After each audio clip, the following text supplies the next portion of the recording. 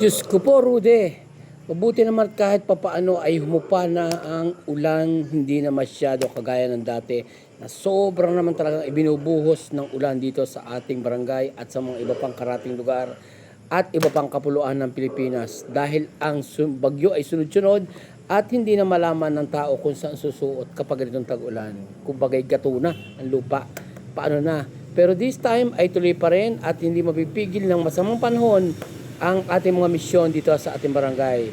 This time ay sasalubungin natin at ika nga ibibisitahin ang may-ari ng bahay dito na ini-request ng isa nating kabarangay at miyembro ng ating special task force dito sa barangay Sitios Bukid.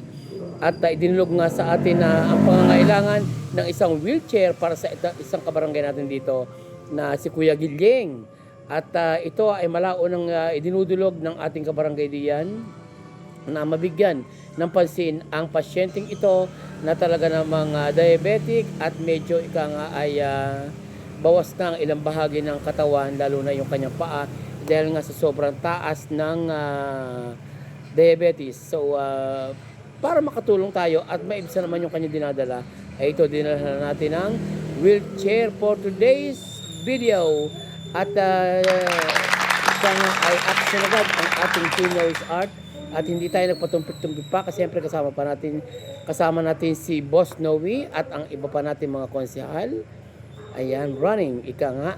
At nabigyan ng solusyon ang dinulog ng ating kabarangay na isa sa mga task force natin dito na talaga namang dapat lang natulungan sapagkat ang kanyang kalagayan ay hindi pa karaniwan at hindi katulad ng ating mga normal na kalagayan. Ika nga.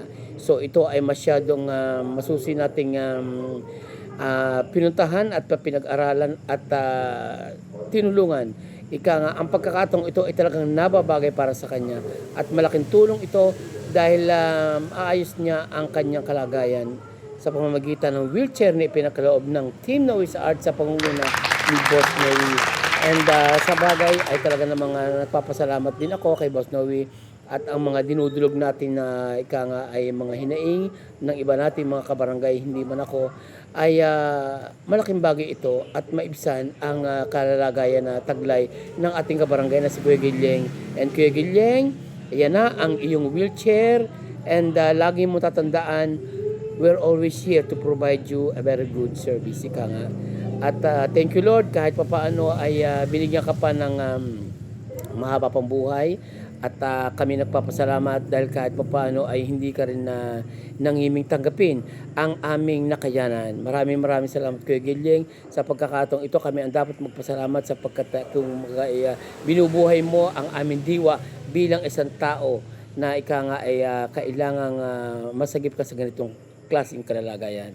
So, thank you so much for watching mga kabarangay and see you on my next report again and sana isa na namang kabarangay ang ating natulungan sa araw nito at talagang natulungan na nga in fairness at sana ay sa susunod pang pagkakataon ay huwag naman sana magkakaroon pa ng iba pang mga masamang kalagayan ng ating mga kabarangay na katulad nito sapagkat napakahirap ng kanyang kalagayan si Kuya Gilyeng na isa nating kabarangay at dapat tulungan because siya ay isang senior citizen na at sa pagkakataong ito ay talagang maalwa na ang kanyang hindi na siya masyadong mahihirapang maglakad dahil dito sa wheelchair na ipinakaloob ng ating team. For today's vlog ay maraming salamat sa ating mga kabarangay na talagang umantabay sa ating mga report. And sana ay itong pagkakataong ito ay maging aral or maging halimbawa sa ating mga kabarangay dito sa ating lugar na tayo magtutulong-tulong sa ikagaganda at ikapapayapa ng ating barangay. So, thank you so much for this and thank you so much for watching mga kabarangay and see you on my next vlog again. This has been your host, Leboy Cuts. Thank you for watching.